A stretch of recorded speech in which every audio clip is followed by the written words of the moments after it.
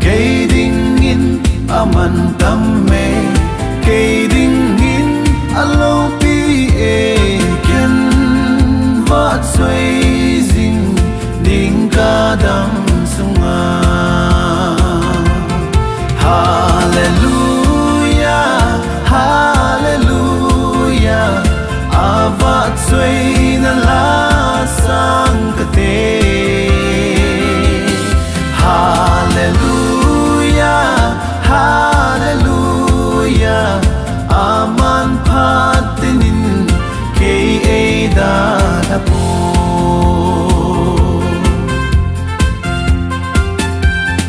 kading nga apat na ho kamita in kamuin ay patte bu na ho zong patinin kasim zingi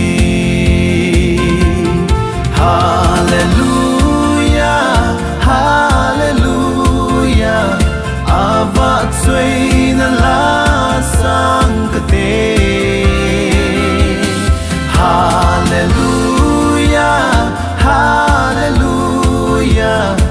aman patinin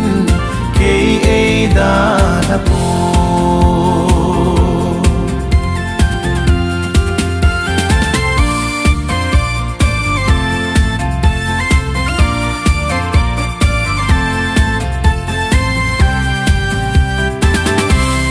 lung don lung kim na mun na lung mon na sam kim ei pe pang pi ngai na mun zo sia